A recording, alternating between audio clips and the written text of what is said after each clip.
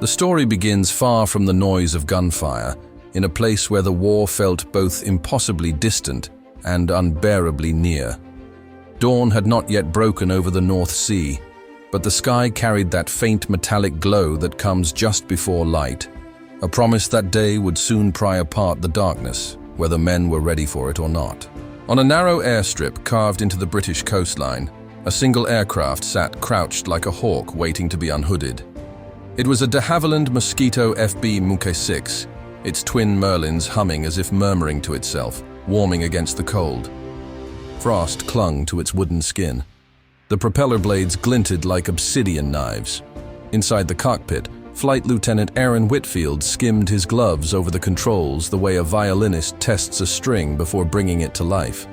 He had flown 83 missions before this one, but every aircraft carried a different temperament, and he treated them with a surgeon's touch. Ops had been clear. Today's sortie would not be recorded on any official communique until long after the war was won, if it was won. Intelligence had unearthed a makeshift Luftwaffe communications hub, deep inside occupied Denmark, hidden in a commandeered manor house. Whitfield and his navigator, Sergeant Colin Barrett, were to fly in low, strike hard, and vanish back into the morning haze before German radar could catch its breath. The briefing room had been lit by a single lamp, a circle of amber, in a world otherwise carved from shadows.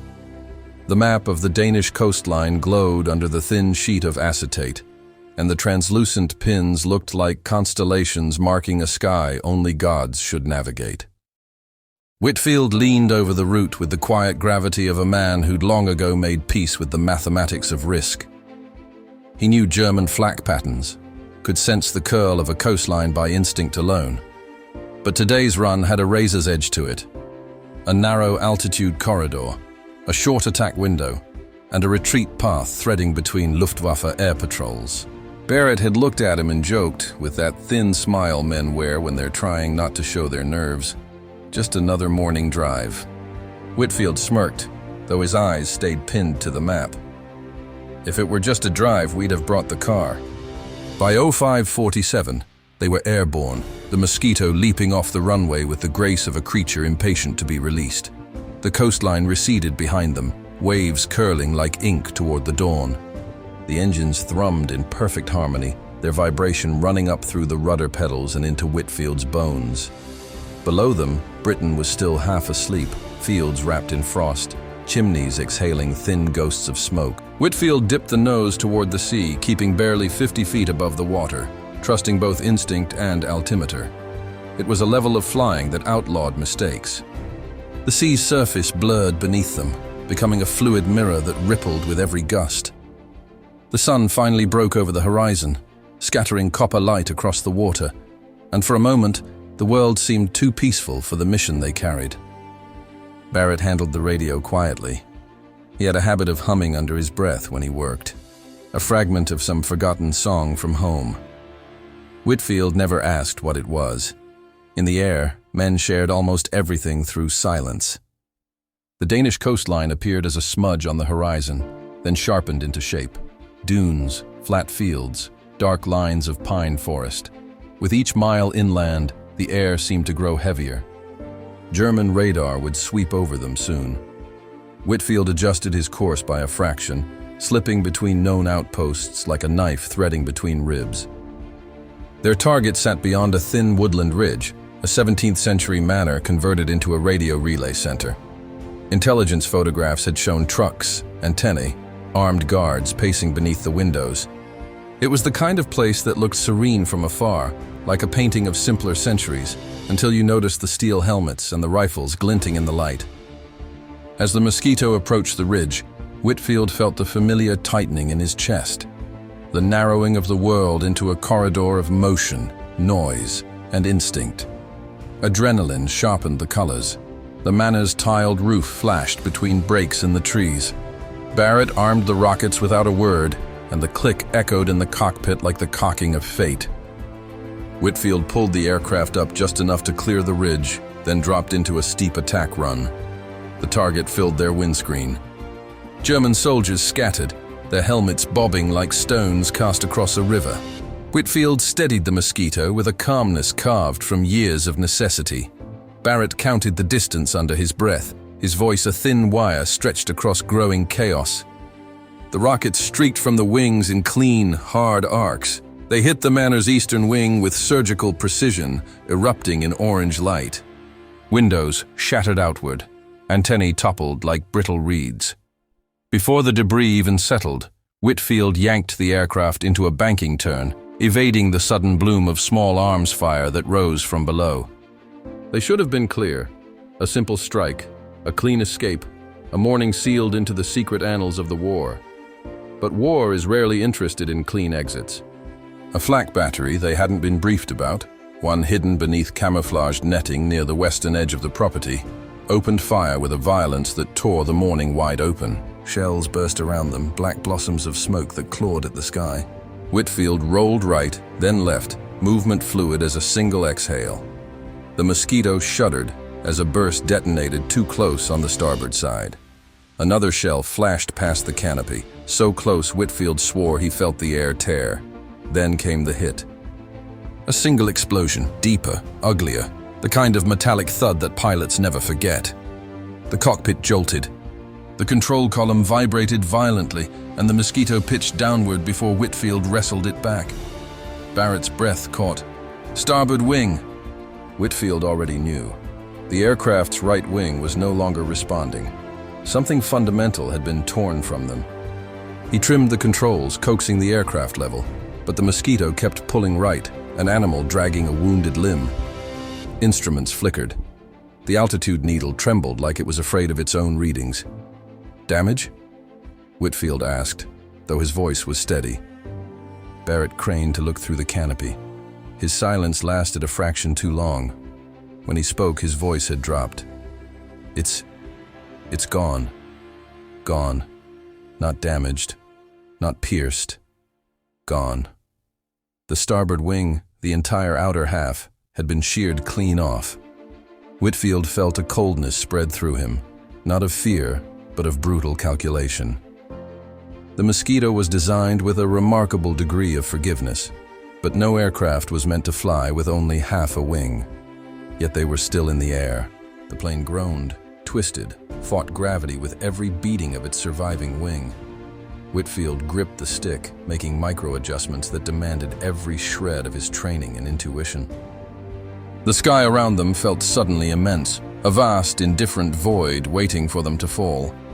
Barrett stared at the torn horizon where the wing should have been. "Aaron, what do we do?" There was no manual for this, no protocol. No instructor had ever said, in case of losing half the right wing, maintain heading and proceed with mission. Yet the mission was still incomplete. The primary antenna array had fallen, but intelligence photos had shown a secondary bunker behind the Manor. Without that bunker destroyed, the relay network could be restored within hours.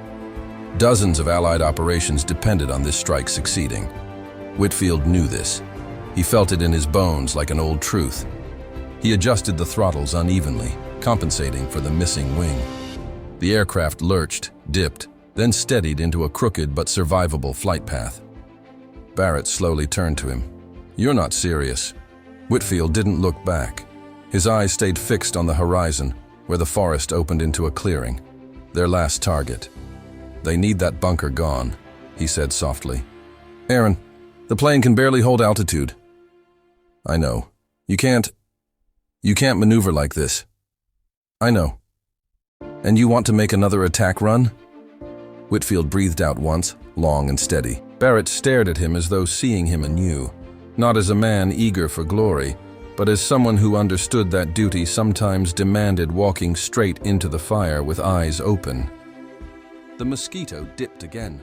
Whitfield countered with a movement so delicate it felt like threading a needle in a hurricane. The aircraft shuddered but held. Below them, German soldiers were regrouping, forming defensive positions. The clearing lay ahead, ringed with trees, the bunker's concrete roof half concealed by earth and camouflage netting. Smoke from the destroyed Manor drifted across the field like a low, mournful tide. Barrett armed their remaining ordnance with shaking hands. This time he didn't hum. He didn't speak. Whitfield steadied the aircraft. His entire world had reduced to a cockpit trembling under stress, a horizon that refused to stay level, and a target he had sworn to eradicate. He lowered the nose. The Mosquito responded unevenly, its surviving wing fighting the imbalance, but Whitfield coaxed it into a downward arc. Air screamed along the fuselage, the trees rushed upward, the ground seemed to pull them in. He lined up the shot through instinct alone, every instrument quivering, every surface compromised, the aircraft barely clinging to lift. At the exact moment the crosshair steadied over the bunker, Whitfield whispered under his breath, something neither prayer nor curse, but a promise. He released the rockets. They plunged toward the bunker in a white streak of vengeance. Whitfield pulled up as hard as physics allowed. The Mosquito groaned, metal stressed beyond its design, the single wing carrying more weight than any engineer had dared to imagine. Trees clawed at the underside. Branches snapped against the fuselage. Barrett shut his eyes. The aircraft climbed, if the word could be used for its tortured ascent, scraping past the tree line, rising just enough to clear it. Behind them, the bunker erupted. Whitfield didn't look back. He couldn't spare a glance. Every ounce of focus remained locked on keeping the Mosquito alive for one more breath, one more second, one more impossible mile. Far below, the forest shook under the force of the detonation. Flames licked upward like the world exhaling. Wind tore at the cockpit. The horizon wavered like a fever dream. And Whitfield pushed the crippled aircraft onward into a sky suddenly too bright, too wide, too fragile. A sky held aloft by a man refusing to fall. The sky over Denmark had changed. The early calm of morning had given way to a white, merciless glare, and the Mosquito hung within it, like a wounded bird, forcing its way across an indifferent heavens. The remains of the starboard wing jutted behind them in a ragged stump, trailing thin ribbons of smoke that curled into the slipstream and dissolved like fading memories. Whitfield kept one hand locked around the control column, the other resting near the throttle where the slightest adjustment meant the difference between flight and ruin. The aircraft yawed constantly to the right, as if trying to surrender to gravity's pull. He counted with steady, patient pressure, a rhythm that felt almost like giving CPR to a dying friend. Constant, precise, refusing to stop. Barrett watched him for a long moment. The cockpit's vibration had grown into a low, continuous shudder, rattling every instrument, every panel, every nerve. "The rockets hit," he said quietly. "The bunker's gone. We did it." Whitfield kept his eyes forward. "We have to get home. That may not be possible." Whitfield knew it in the math of drag and lift, in the thin wail of the airstream tearing across a body no longer whole. But he also knew survival often lived in the space between what men believed possible and what they refused to accept. "We're not ditching over Denmark," he said. "Not unless we've no choice." Barrett exhaled through clenched teeth. "You can't hold trim forever. No, but long enough." He didn't explain long enough for what. He didn't have to. They both knew the North Sea lay between them and home, and the Mosquito was fighting for every breath. The engines, loyal and fierce, still roared their defiance. The surviving wing fought to keep the sky beneath them, but the aircraft was losing altitude inch by inch, a slow sinking masked only by Whitfield's constant, meticulous corrections. The forest below began to thin, giving way to open fields. Smoke trailed behind them like a signal flare to every German patrol within miles. The countryside was stirring, trucks moving along roads, columns of soldiers repositioning, farmers frozen in their fields as the broken silhouette passed overhead. Barrett caught glimpses of faces turned upward, mouths open in disbelief. A British bomber missing half a wing did not belong in the sky, yet there it was, cleaving through the air with a stubbornness that defied logic. German radio chatter crackled faintly on their set. Frantic, uncertain, then focused. Fighters were being scrambled. Barrett stiffened. "Aaron, they're coming." Whitfield nodded once. "We'll cross the coast before they reach us." "How do you know?" "I don't." He increased throttle to the port engine, pushing it beyond its comfort zone. The aircraft lurched, dipped, then steadied. The asymmetric thrust gave them more forward pull but worsened the yaw. Whitfield countered with rudder pressure so intense he felt it in the muscles of his thigh. Barrett leaned forward, scanning the horizon. The coastline appeared as a thin, pale ribbon far ahead. Beyond it lay the North Sea, grey, cold, punishing. But it also meant leaving Europe behind, escaping the Reich's grasp. The radio crackled again. Barrett's head snapped toward it. "They've spotted us!" Whitfield didn't respond. He focused on the line where land met water, on keeping the nose level, on drawing every last mile from a machine that wanted to surrender. Minutes passed, stretched taut by fear. Then Barrett saw them. 3 specks rising over the eastern horizon, gaining shape with terrible clarity. BF-109s, climbing fast, cutting the sky with predatory intent. "They'll be on us in 30 seconds, Barrett whispered. Whitfield adjusted the throttle again, sweat forming at his hairline. Hold on. He couldn't outrun them, couldn't outmaneuver them. The Mosquito's strength had always been its speed and agility, but with one wing gone, it could rely on neither. Whitfield understood this with perfect clarity, but survival sometimes demanded imagination, not power.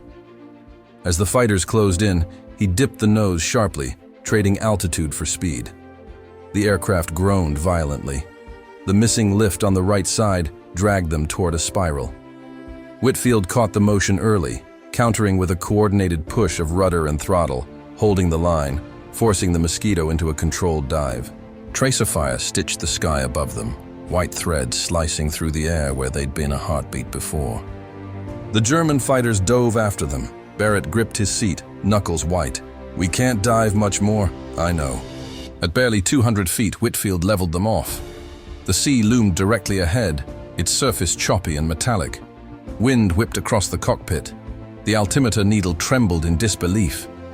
The German fighters closed in from behind, confident, relentless. Whitfield suddenly cut throttle to the port engine.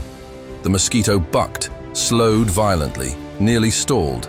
The lead 109 shot past them, overshooting, forced to climb sharply to avoid plunging into the sea. Whitfield slammed the throttle forward again. The Mosquito lurched ahead, gaining the slightest burst of speed, just enough to keep them airborne. Barrett stared at him. "You're mad." Whitfield allowed himself a thin, exhausted smile. "Maybe." The second fighter swooped alongside them, guns flashing. A burst tore across the fuselage, shredding panels, sending sparks flickering through the cockpit. The Mosquito wobbled, dropped, steadied. Whitfield kept flying. The third 109 circled wide, setting up for another pass. But the dive had taken them farther toward the open sea. Each second carried them closer to the boundary where German pilots hesitated to follow, wary of RAF patrols, low fuel, the risk of being stranded over water. The first fighter regrouped above them, lining up for a final shot. Barrett whispered, "This is it." Whitfield scanned the sky. A glint caught his eye, small, distant, approaching fast. Another aircraft, then another. 2 Spitfires descending from the west, their silhouettes sharp against the sun, engines singing that familiar, fierce song. Barrett exhaled a single word: home. The Spitfires dove with elegant aggression, catching the German fighters by surprise. The sky erupted into a brief, violent dance of turns, flashes, and smoke trails. Whitfield didn't watch. He couldn't. All his focus remained on coaxing the Mosquito forward, a crippled machine held aloft by calculation and stubborn will. Within minutes, the fighters vanished, the horizon empty once more. The Spitfires formed on either side of the damaged Mosquito, flying escort. The lead pilot's voice crackled through the radio, sharp with disbelief. "Mosquito, how in God's name are you still airborne?" Whitfield didn't answer. He couldn't spare the attention. He simply kept flying. Barrett answered instead. "A great deal of luck," he said, "and a little madness." The Spitfires guided them across the cold sprawl of the North Sea. With every mile, the Mosquito sank lower, its strength draining like sand through an hourglass. The surviving wing trembled under the weight it carried alone. Metal creaked constantly, a kind of mechanical heartbeat growing weaker with every minute. The British coastline finally emerged through a veil of haze. Cliffs rising like guardians, fields stretching inland, radio towers peering out across the water. Whitfield felt a faint loosening in his chest. Not relief, not yet, but recognition. The way a drowning man recognizes shore even before he feels it under his feet. Barrett radioed their position. Airfields scrambled emergency crews. The Spitfires tightened formation. But the Mosquito was fading, slowly, inevitably. Altitude slipped away. Controls grew sluggish. The aircraft began a gentle but unstoppable descent. "We're not making landfall," Barrett said quietly. Whitfield saw it too. The sea rushed below them, waves dark and unwelcoming. The coastline was close, painfully close, but not close enough. He reduced throttle, easing the aircraft into a long, shallow glide. The nose dipped. Spray misted the canopy. Barrett gripped the edges of his seat. "Aaron, there's no landing gear, no control authority. We can't ditch straight." Whitfield kept his voice calm. "We don't ditch straight, we angle her. That'll flip us." "I know." A beat of silence. Barrett swallowed hard. "Then why? Because if we hit front on, we die instantly. If we hit angled, maybe we live long enough for someone to pull us out." The sea rose to meet them. Whitfield coaxed the aircraft into the softest glide the broken machine could manage. The fuselage skimmed the surface, sending up a long plume of spray. For a split second, it seemed the Mosquito might settle, skid, survive. Then the surviving wing caught the water. The aircraft spun sharply. The world burst into noise and cold and crushing impact. Darkness surged in around them.